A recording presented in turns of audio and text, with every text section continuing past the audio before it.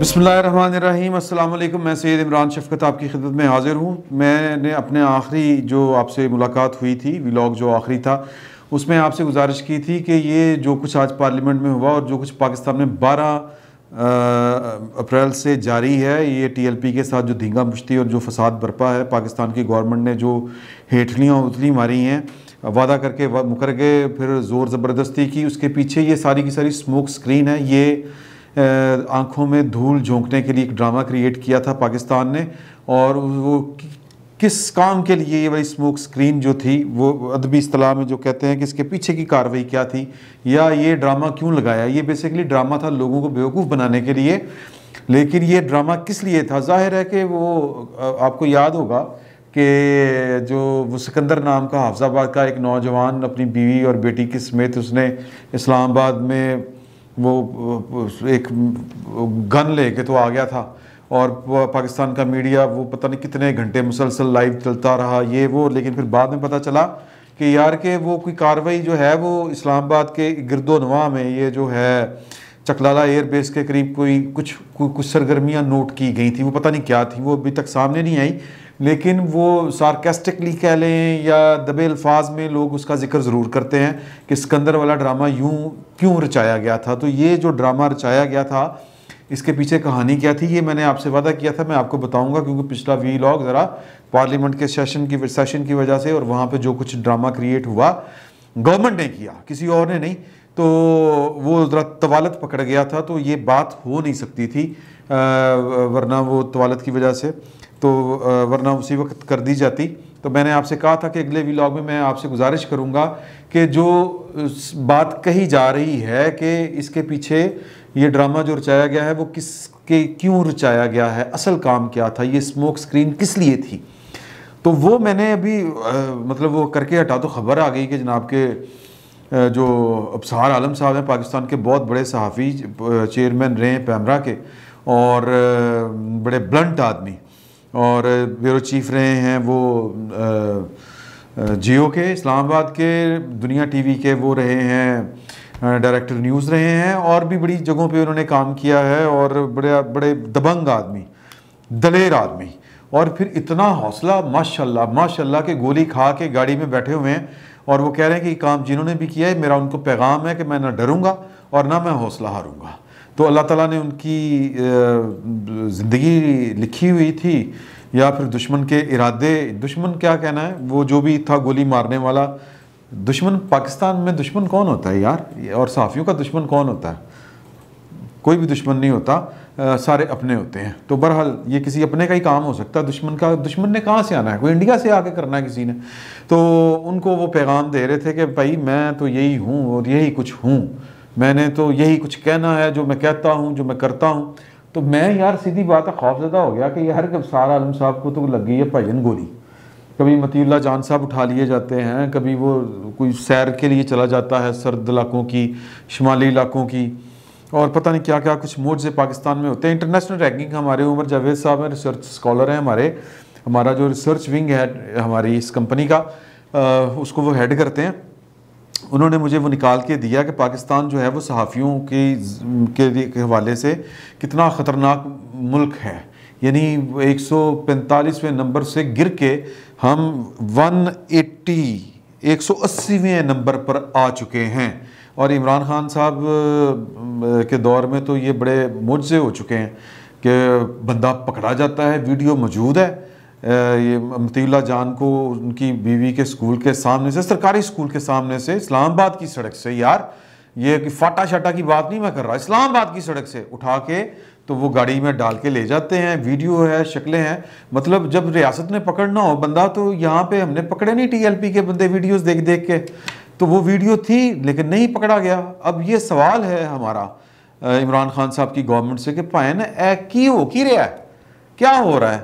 जाहिर है कि लोगों को पता है कि कर कौन रहा है, कहाँ से हो रहा है, लेकिन इल्ज़ाम नहीं लगा सकते हम किसी के ऊपर भी। शक तो है, शक क्या पक भी किसी कईयों को होगा, लेकिन बतौर एक जिम्मेदार सहाफ़ी के एवं हवा में नहीं छोड़ सकते हम। ये अपने शकूक शुबहात जो अपनी जगह पे, लेकिन ये काम रियासत का है करने वाला, ये काम हुकूमत का है करने वाला। और पता चला है यार ये कौन लोग हैं, कौन कर जाते हैं। फिर वो लोग कहानियाँ घड़ते रहते हैं, वाक़यात को कड़ी से कड़ी मिला के जोड़ते फिरते हैं कि यार ये काम किसका हो सकता है।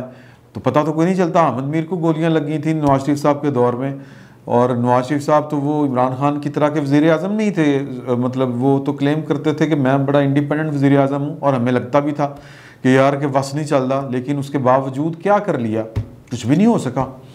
और वो केस पता नहीं कहाँ था कहाँ नहीं था। तो मैं तो भैन डर गया, मैं बहुत खौफजदा हो गया कि यार कि अब सार आलम साहब नहीं बख्शे जा सकते, तो इतना बड़ा सहाफ़ी तो हमारा वो तो शोर पड़ गया ना। नवाज शरीफ साहब ने ट्वीट किया, मरीम नवाज साहब ने ट्वीट किया, बिलावल साहब का भी अगर मेरे इल्म में नहीं है, हो सकता आ गया हो, बिलावल साहब पीछे रहने वालों में से नहीं है, मतीउल्लाह जान के तो घर पहुंच गए थे वो।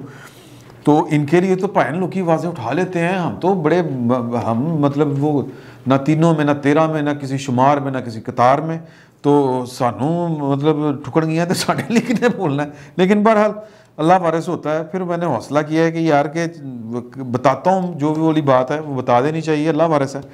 लेकिन इस पे आए पहले अबसार आलम साहब के ऊपर। अबसार आलम साहब जो हैं ये बड़े वो जो कहते हैं ना औखे किस्म के सहाफ़ी हैं। ये पैमरा में जब थे तो बोल टीवी में, उन दिनों बोल टीवी में काम किया करता था, तो बोल टीवी को बंद वो किया गया। तो वो बहरहाल पैमरा ने वो हाई कोर्ट के ऑर्डर थे, बहरहाल जो भी था वो बंद किया गया। तो वो चलाने के लिए वो कोई वीडियो ऑडियो कॉल रिकॉर्ड फिर इन्होंने कर ली कि कुछ लोग थे, वो पता नहीं कौन थे, तो उन्होंने धमकियाँ शमकियाँ लगाई पैमरा के अफसरों को कि ये वो खोलो, ये वो, इस तरह की बातें। वो लैंग्वेज भी बड़ी ज़रा हार्श लैंग्वेज थी और ज़रा लहजा भी बड़ा धमकी आमेज़ था। तो ये वो ले आए थे वीडियो सामने, मतलब वो प्रेस कॉन्फ्रेंस इन्होंने कर दी थी। तो इन्होंने जो ट्वीट किए हैं ना जी, वो मैं आपको ऊपर नीचे दिखाता हूँ, जो ख़तरनाक ट्वीट, मतलब किस तरह इस तरह का बंदा बर्दाश्त होता है। अब ये जो एक ट्वीट इन्होंने किया है 9 घंटे पहले कि जो ऐलान हुआ है हुकूमत पाकिस्तान तहरीक लब्बैक पाकिस्तान के दरमियान जो इत्तफाक़ राय हुआ, मुआहदा पाया तय, उसके ऊपर चलो भाई इस्टेब्लिशमेंट ही एंकर हो। आज की ड्यूटी है कि कल आपने जिनको व्हाट्सएप स्क्रीन शॉट्स के ज़रिए इंडियन, इसराइली, अमरीकी और राह एजेंट साबित किया था, आज उनको सच्चे पक्के मुहिब वतन साबित करना है। चलो शुरू हो जाओ, शाबाश। और हाँ, ए भी नवाज शरीफ पा दो। अच्छा, फिर इसी तरह इन्होंने जो गुल बुखारी साहबा का इन्होंने एक ट्वीट कोट करके किया है, इसे कहते हैं कूजे में दरिया को बंद करना। और गुल ये 18 घंटे पहले किया है। और गुल बुखारी साहबा फरमा रही हैं जी, सबको मालूम है आप वज़ीर आज़म का, उन्होंने वो क्लिप लगाया है और कहा है कि जी सबको मालूम है आप मगरिब के किस जाविये को समझते हैं, नाइट क्लब और ड्रग्स कहना चाह रही हैं कि सिवा देखा क्या आपने मगरिब का। 3rd डिवीज़न लेकर रवाना हुए आप, ना तहजीब देखी, ना साइंस, ना तमद्दुन, ना इंसानियत, ना जमहूरियत। अच्छा जी, ये अब आप ये भी तो जाहिर है कि ये भी कोई अच्छी ख़तरनाक ही है। असद अली तूर का एक है ट्वीट, उसको इन्होंने कोट किया है। पहले असद तूर का जो ट्वीट है वो है कि स्टोरी हाजिर है, जस्टिस मुनीब अख्तर ने सख्ती से कहा मिसेस सरीना ईसा पूरा पैराग्राफ पढ़ें। जस्टिस काजी फाइज ने जस्टिस मुनीब अख्तर से दरख्वास्त की कि अहलिया वकील नहीं, इनको जवाब पूरा करने का मौका दिया करें। जस्टिस मुनीब अख्तर ने बरहमी से जवाब दिया कि ईसा आप अपनी नशिस्त पर जाकर बैठें। तो इनको कोट करके उन्होंने ट्वीट किया कि किसी रिटायर्ड जनरल पर भी करप्शन का इल्ज़ाम लग जाए, जैसे कि जनरल आसिम बाजवा, तो सारे हाजिर सर्विस उसे बचाने के लिए पेटी कस लेते हैं, लेकिन जजेस में से अगर कोई ईमानदार और बहादुर निकल आए, जैसा कि फ़ायज़ ईसा और शौकत अजीज़, तो हाजिर सर्विस जजेस जो हैं वो भी पेटी कस लेते हैं कि ये बच ना पाए। ये क्या है, मतलब तंज है अदलिया पे भी, फ़ौज पे भी, पाकिस्तान की सिक्योरिटी इस्टेब्लिशमेंट के ऊपर भी, और इमरान खान साहब के ऊपर भी, वो भी मैं कर चुका हूँ और इसके बता चुका हूँ आपको जो ये हैं उनके ट्वीट्स। उन्होंने कहा था कि जी कि मुझे बतौर पैमरा चेयरमैन एक दिन एक फ़ोन कॉल आई नवंबर 2018 में, जब मैं चेयरमैन पैमरा था। चैनल 92 को नेशनल एक्शन प्लान की खिलाफ वर्जी पर लाइव सिक्योरिटी ऑपरेशन दिखाने और सेटेलाइट वैन की सहूलत धरने वालों को मुहैया करने पर पाबंद कर दिया था। तो जनरल फैज़ ने मुझे फ़ोन करके कहा कि या तो चैनल 92 को खोल दें या बाकी सब चैनल्स बंद कर दें। मैंने कहा अगला ये थ्रेड है पूरा, मैंने कहा दोनों काम नहीं हो सकते। कुछ ही देर बाद वफाकी हुकूमत ने अपने इख्तियार के तहत तमाम चैनल्स बंद करने का हुक्मनामा भेज दिया। कोई पूछेगा जनरल फैज़ से कि क्या मुफाद था जो आग लगाने और भड़काने वाले चैनल 92 को उस वक़्त खुलवाना चाहते थे। समझ आया और चैनल एंकर कैसे चलते हैं, बंद होते हैं। अच्छा, अब ये देखें, ये गड़बड़ ये होती है जब गवर्नमेंट जो है वो सोई रहे और गवर्नमेंट जो है वो प्रोसिक्यूट ना करे, चीज़ों को इन्वेस्टिगेट ना करे, फिर जो है वो अफवाहें और ख़दशात, वो वसवसे, स्पोलिए जन्म लेते हैं कि अब ज़रूरी नहीं है कि इन्होंने इमरान खान साहब को भी पकड़ के रोला, इन्होंने पाकिस्तान की सिक्योरिटी इस्टेब्लिशमेंट को भी, पाकिस्तान की अदलिया को भी और जनरल फैज़ का, तो उन्होंने नाम लेके एक पुराना किस्सा लगा दिया। तो अब जब हुकूमत एक्शन नहीं लेगी कि यार कि एक वाक़या हो गया, हो सकता है कि उनको उनकी कोई ज़ाती दुश्मनी हो, किसी ने आके उनको फायर कर दिया हो, भाई निजी मामलात भी होते हैं ना, हर शख्स के, सहाफ़ी के निजी मामलात भी होते हैं, तो ये इंक्वायरी होनी चाहिए। ये इंक्वायरियाँ क्यों नहीं होती? मतलब उधर हाई कोर्ट जोर लगा के मतलब साह निकल गया बेचारी दा कि यार मतीउल्लाह जान को किसने अगवा किया, वो पुलिस आकर रिपोर्ट देती है जी CCTV वीडियो शीडियो कैमरे सेफ सिटी बंद, कुछ नहीं पड़ा हुआ, चल ही नहीं रहे उस रूट के ऊपर। तो जब इस तरह की जो है वो पुरस्रार चीज़ें होंगी पाकिस्तान के अंदर, इस तरह के वाक़यात इन्वेस्टिगेट नहीं हो पाएंगे, पता नहीं चल सकेगा कि यार ये कौन होते हैं जो आके बंदे उठा के ले जाते हैं, पता ही नहीं चलता कहाँ से आए, कहाँ से चले गए, कहाँ ले गए, कहाँ छोड़ गए। मतलब ये रियासत ना हो गई, मतलब ये कोई कोकाफ हो गया, वो परियों का देश हो गया, जिन्नों भूतों का देश हो गया। तो तब फिर इसी तरह ही ना, ये जिस तरह मैंने आपको ट्वीट पढ़ पढ़ के निकाल के सुनाई, ये बेसिकली काम है इन्वेस्टिगेशन वालों का। जब इन्वेस्टिगेशन यानी कि सरकार ये काम नहीं करेगी तो फिर असी बह के हमें वो चबला मारांगे ना जी, और फिर किसी को यार फलाने का काम हो सकता, फलाने का काम हो सकता है। इसमें दो नुकसान होते हैं, एक ये कि अदारों की शोहरत ख़राब, लोगों की शोहरत ख़राब, एवं उनके ख़िलाफ़ बातें, और दूसरा ये कि ये जो हम जैसे बातें करने वाले हैं ये वखरे जाब में पकड़े जाते हैं, तो ये मैस क्रिएट होता है, ये अफरा तफरी क्रिएट होती है, नारकी क्रिएट होती है। सच जब दबाने की कोशिश होती है तो फिर ये है कि सच की जगह अफवाहें आ जाती हैं, तो काम ख़राब होता है। अब खौफ फैल जाता है जब इस तरह को कोई गोली मार के चला जाए इस तरह के सहाफ़ी को, फिर मेरे जैसे सहाफ़ी भी डर के किसी नुक्कर में लग जाते हैं कि यार मैं जी खबर देनी सी वो मैं दें कि ना दें, मैं तो ये सोचता रहूँगा। वो खबर देखें जी कि वो खबर ये है जो मैंने आपसे वादा किया था कि 15 अप्रैल 2021 को अल जज़ीरा ने स्टोरी शाया की है, जो आपकी स्क्रीन पे आपको नज़र आ रही है। ये है जी कि जो UAE है उनके एक वाशिंगटन में जो हैं क्या उसको कहते हैं, एनवाए को सफारतकार, वो फरमाते हैं कि जी के एक ये उन्होंने बात की है, उनका नाम है यूसुफ अल कतैबा। ये उन्होंने हूवर इंस्टीट्यूशन है स्टैनफोर्ड यूनिवर्सिटी के अंदर, वहाँ पर ये गुफ्तगू करते हुए ये वाली बातें कही हैं कि देखें हम इंडिया पाकिस्तान की सुलह करवाने की कोशिश कर रहे हैं, और हमारा जो वज़ीर ख़ारजा है वो उड़ के वहाँ पर गया, जो इंडियन जो वज़ीर ख़ारजा उनके पास भी, और उनका नाम मिनिस्टर शेख है अब्दुल्ला बिन जैद। ये जयशंकर से मिले और उनसे मुलाकात करके वो कहते हैं कि हम जो कश्मीर के ऊपर एस्केलेशन है उसको कम कर रहे हैं, इन दोनों ममालिक के मुतल्लकात जो हैं वो बहाल करने की कोशिश कर रहे हैं। और उन्होंने हवाला भी दिया अल जज़ीरा ने कि जी पाकिस्तान के जो चीफ़ ऑफ आर्मी स्टाफ हैं वो ऑलरेडी कह चुके हैं कि जी कि हमें माजी को दफन करना पड़ेगा, तो इस तरह को वो कोट कर रहे हैं। और फिर वो कहते हैं कि जी सरगर्मियाँ जारी हैं कि दुबई में इंडिया पाकिस्तान की जो सीक्रेट सर्विसेज के जो लोग हैं, टॉप इंटेलिजेंस ऑफिसर्स, ये मिले हैं और कश्मीर के ऊपर ये बैठ के कोई ना कोई डील की तरफ बढ़ रहे हैं, और पाकिस्तान की, इंडिया की हम मदद कर रहे हैं इस सिलसिले में। ये दो न्यूक्लियर पावर्स हैं और हम चाहते हैं कि इनका वो हो, मतलब मामला ठीक हो।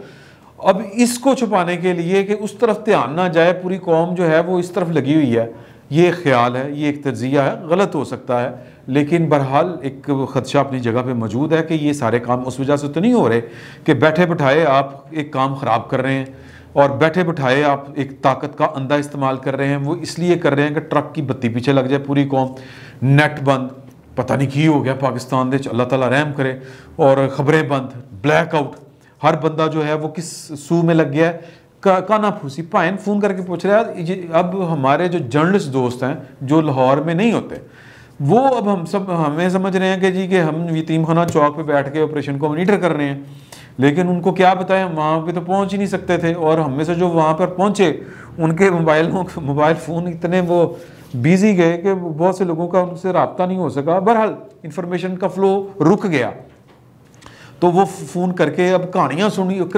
खबरें कम और कहानियाँ ज़्यादा हो गई।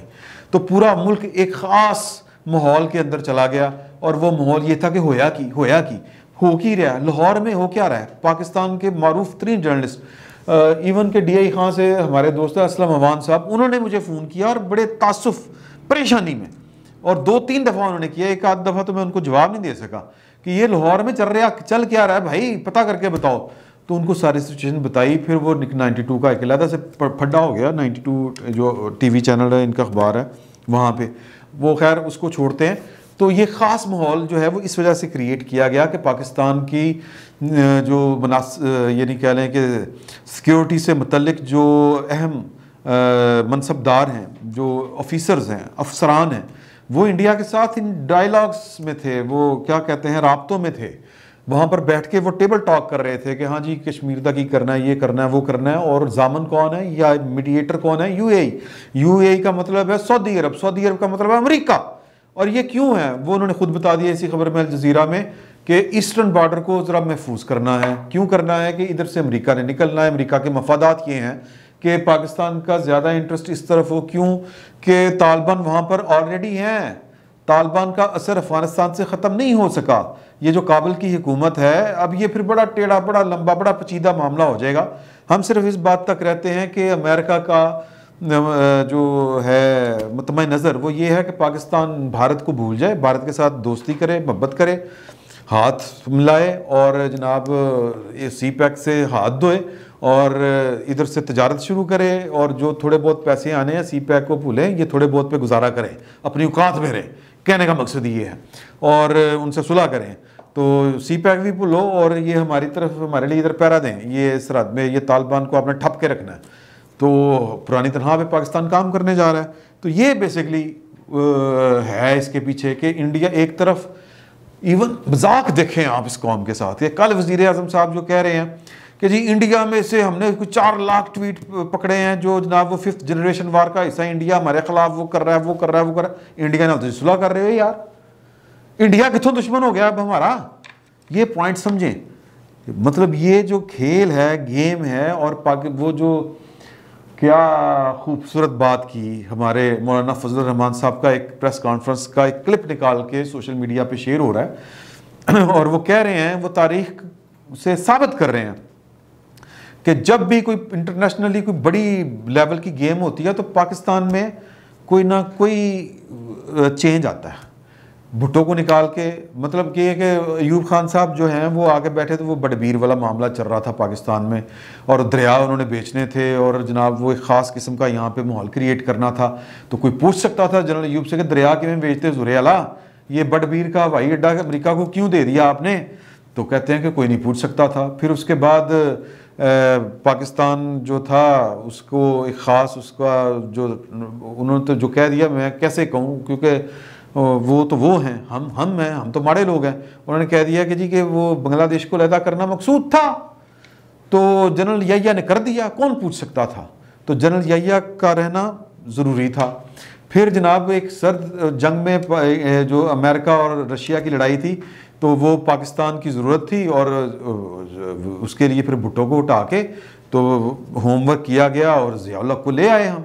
और फिर मुजाहिदीन को ख़त्म करना था तो फिर मुशर्रफ आ गया। तो जब भी इंटरनेशनल सिनेरियो के अंदर, पर्सपेक्टिव के अंदर या जो इंटरनेशनल कैनवस होता है उस पर जब कोई बड़ी पेंटिंग होने वाली होती है तो पाकिस्तान में उस हिसाब से कोई ना कोई तब्दीली आती है। तो ये जो छोटी मोटी तब्दीली आई है, ये जो हमने देखा है TLP अचानक से उसके ऊपर एजाब तोड़ दिए गए और सारा कुछ कर दिया गया। और उसके पीछे कहानी ये थी कि we were in talks with our old enemy, रवायती दुश्मन, वो अब हमारा दोस्त हुआ चाहता है।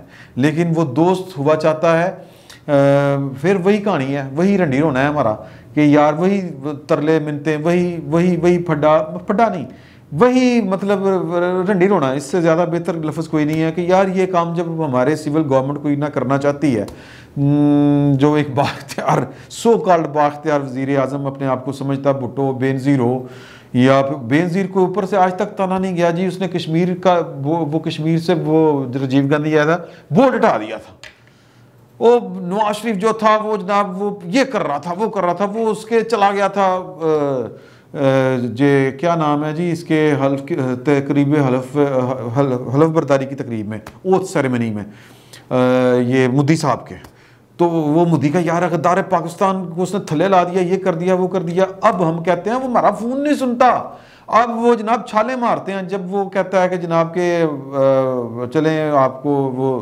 23 मार्च मुबारक को लेटर आ जाता है या आप बीमार हो गए हैं तो जनाब कोरोना हो गया, अल्लाह आपको सेहत दे, इस तरह के जब वो पैगाम आते हैं तो हम फूले नहीं समाते।